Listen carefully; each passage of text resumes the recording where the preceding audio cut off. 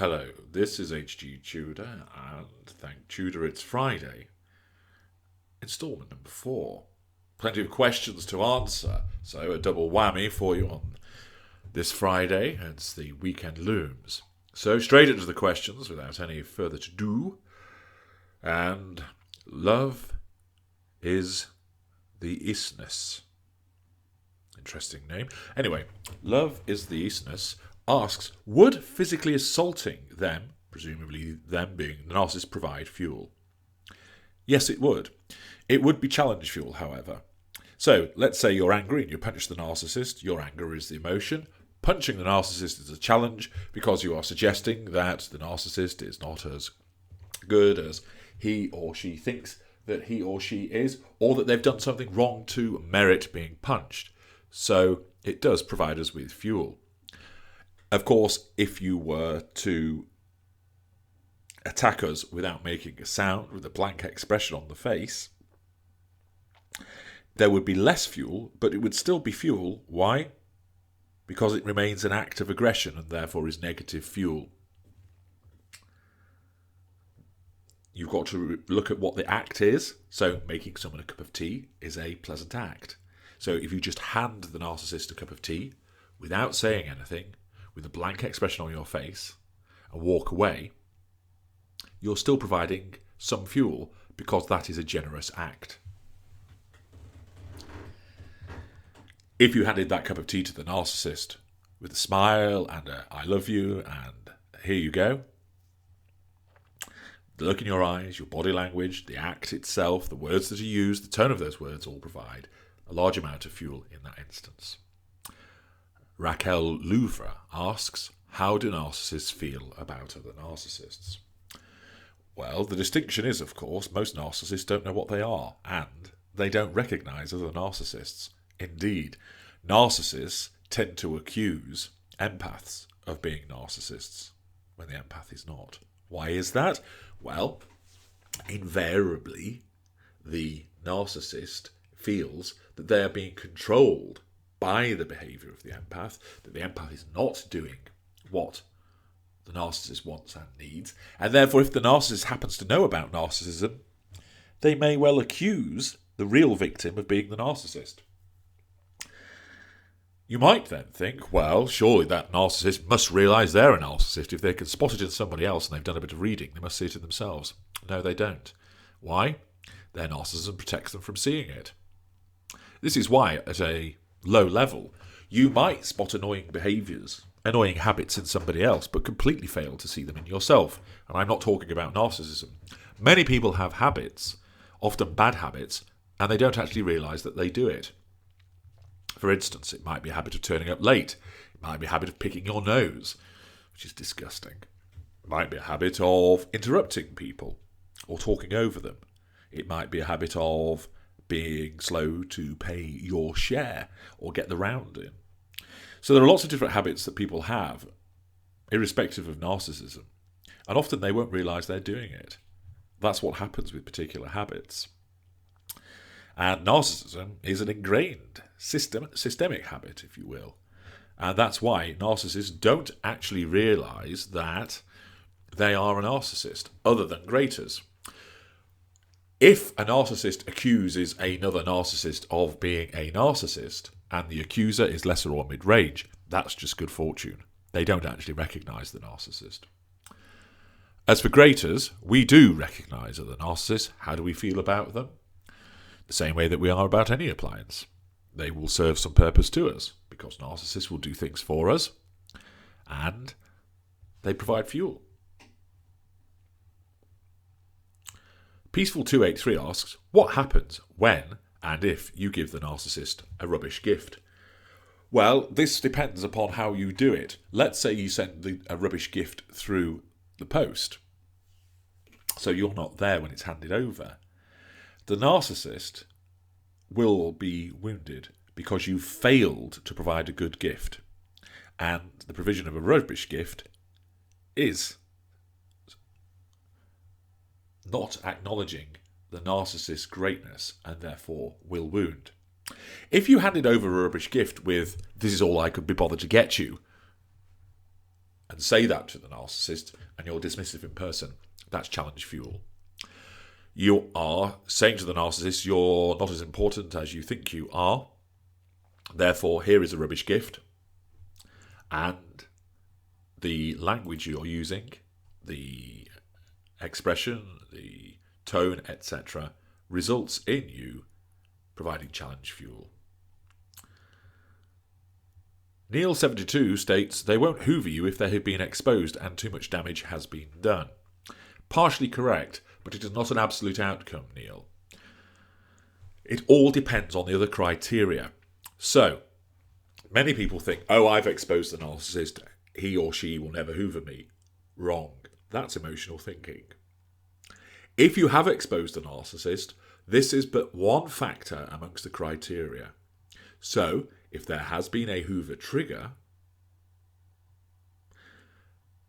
the fact of exposure is a consideration with regard to whether the hoover will then occur. So, let's take, for instance, where there has been significant exposure, but the narcissist needs fuel. It's very easy for the narcissist to hoover the individual. They're in the same room as them. The exposure actually happened quite some time ago. That means the effect of it has faded. And there may be other factors which lower the hoover bar. So the fact of the exposure, and in terms of how extensive it was and when it was, are material facts. And in general terms, exposing a narcissist does push up the hoover bar. However, if it happened some time ago and was not extensive, the impact is less.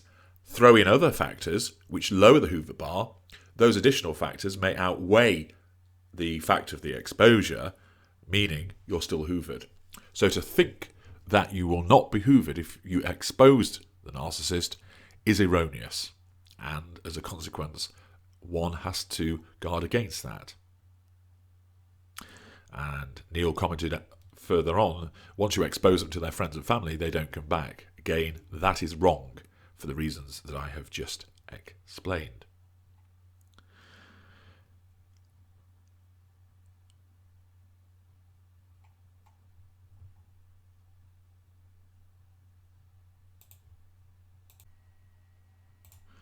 Mandy Bell Collar asks, are all narcissists addicted to porn? No. Sex is a major method of seduction. Porn is part of that. Porn is used to triangulate for the purposes of gaining fuel. And if you read the book Sex and the Narcissist, I explain in detail the use of pornography. Also listen to the video, The Porn Supremacy, and that will answer many of your questions in that regard. Savvy Savage asks, isn't fuel just a fancy word for validation? You know who else needs a whole lot of validation? 2-year-olds. Well, I'd say, isn't validation a fancy word for fuel? Fuel's much simpler. It's shorter. It's only 4 letters. And it explains precisely what it does. It fuels the narcissist. So, you can't get better than describing what we need as fuel. Very easy.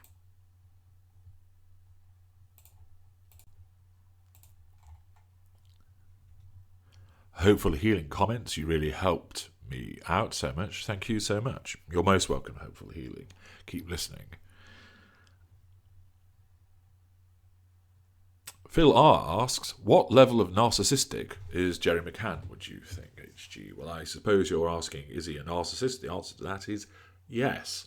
In terms of where he would sit, I haven't not analysed him in detail, but I do know something about him, arising obviously out of the disappearance of his daughter Madeline, and he would certainly fall within mid-range. As to the subdivision, I would have to consider that in greater detail. Lisa D. Looking forward to your update on Meghan Markle. I've noticed her divide and conquer technique is travelling along nicely. Yes, it is. And I am working on an update regarding Miss Markle, which, as I have explained before, what I explained in my video of last summer has come to pass in detail, despite the debate that rages on in the comment sections, which has rather, unfortunately, been hijacked by those accusing people, including me, of racism.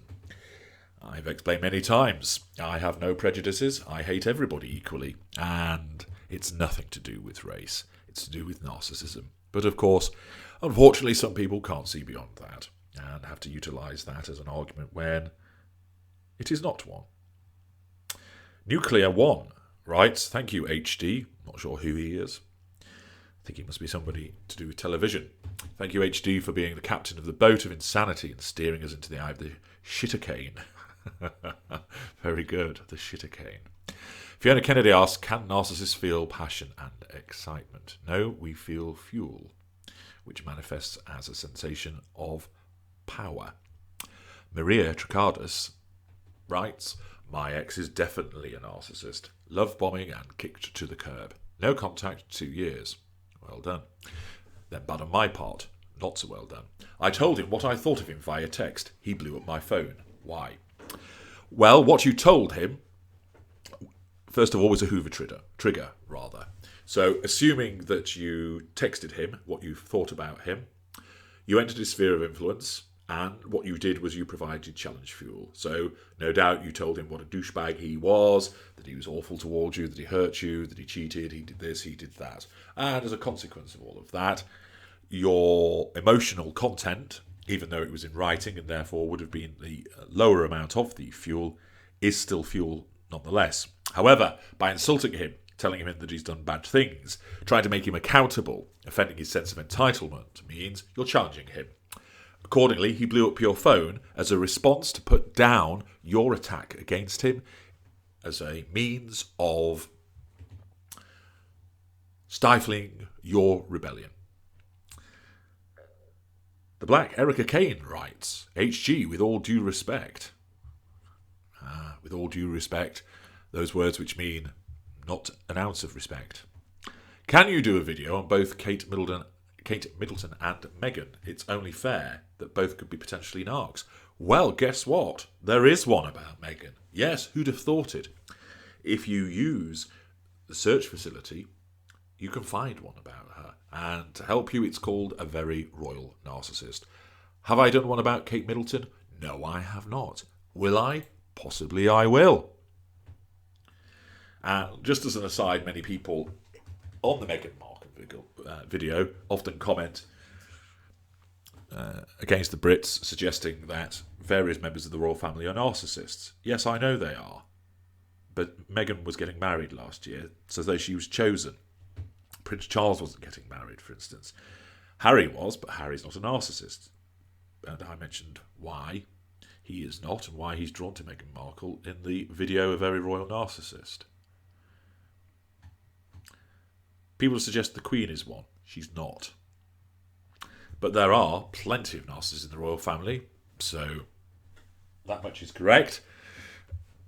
And there has been throughout history, some of those narcissists I'll be commenting about in due course. Shelby Lou, another great video. You seem to be doing lots of videos lately, much appreciated. You're most welcome. Chris Smith writes, thank you, HG. Enjoy your Friday. Thank you, very polite of you. And remember to change your socks.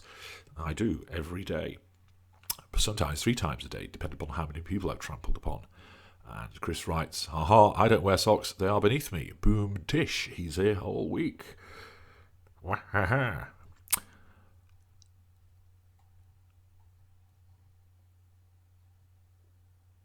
Pink 0, line 0, writes, how, as a greater narcissist, do you reconcile with the fact that all fuel received is not focused on the real you, but a facade created by you, therefore the fuel is fake too? Well, that's an excellent question. However, the fuel is not fake, is it? Because I'm not creating it. You are, and therefore it's genuine. Your response is predicated on a fallacy, that much is true, but that doesn't matter. It is the reaction and it being genuine that is the important point. So, even though I may flatter you and don't mean it, your response to that flattery of being appreciative and loving is genuine. Therefore, the fuel is genuine. If you pretended with regard to your response in terms of fuel, at first you will probably fool a lesser or mid-range narcissist, but they would twig onto it eventually. So it's the response being genuine that matters, not the catalyst for it. Maria Walker asks, are mid-rangers capable of owning a business? Yes, they are. Candace Marie asks, have you ever been recognised in public just by the tone of your voice? Yes, I have. But guess what? They've recognised me by my real name, not as H.G. Tudor. If anybody has recognised my voice as H.G. Tudor, they haven't said anything to me.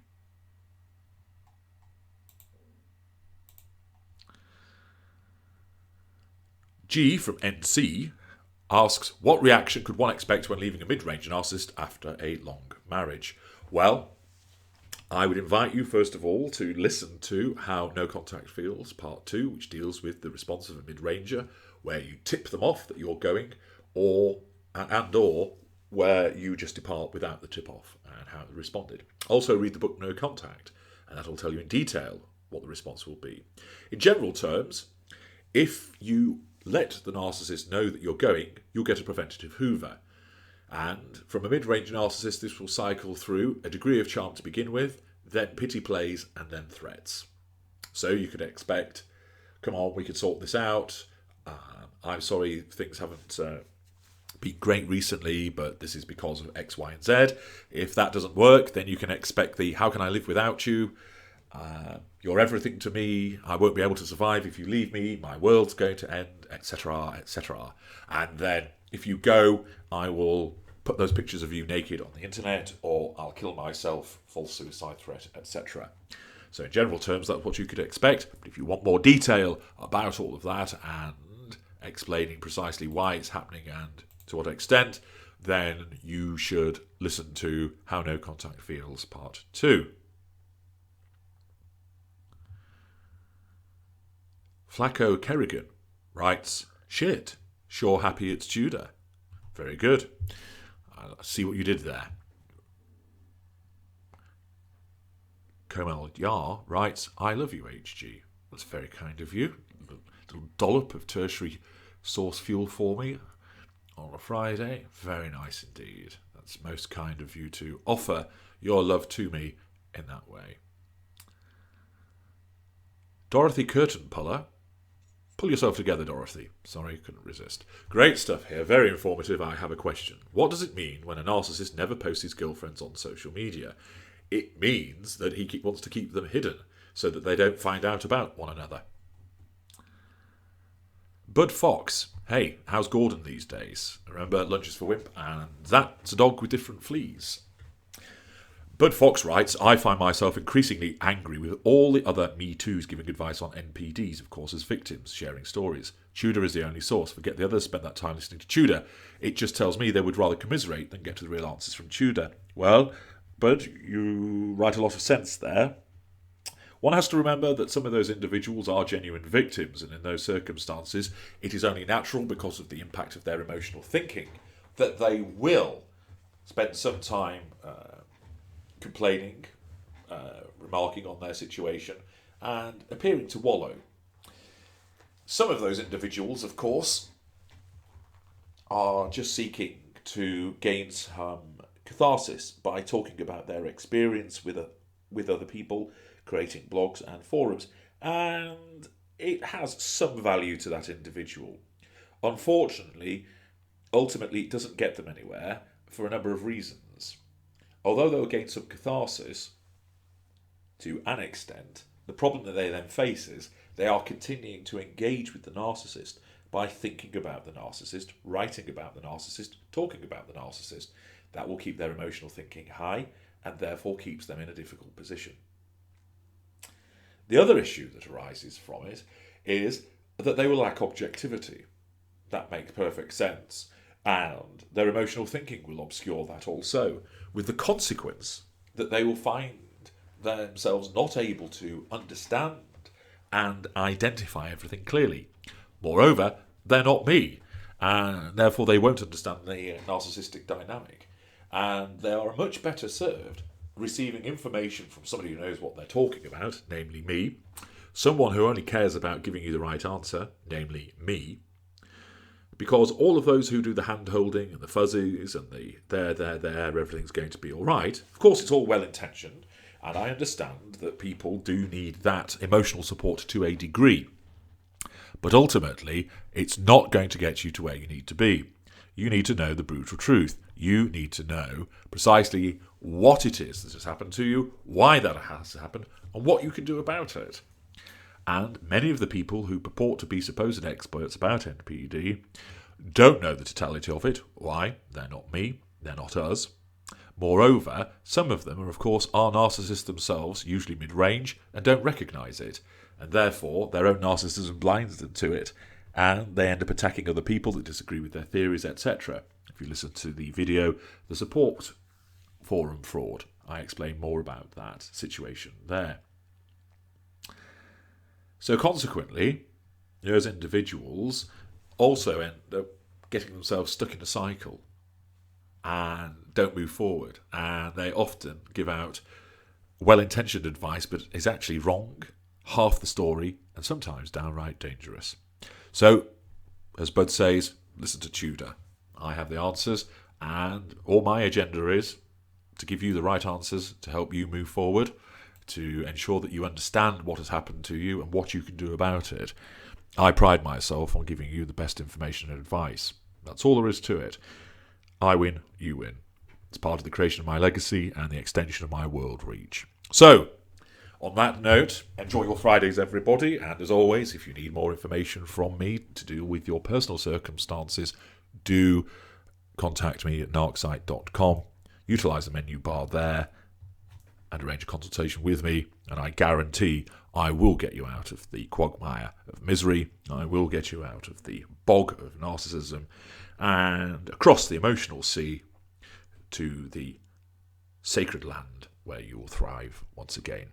Enjoy your weekend, everybody. This is H.G. Tudor.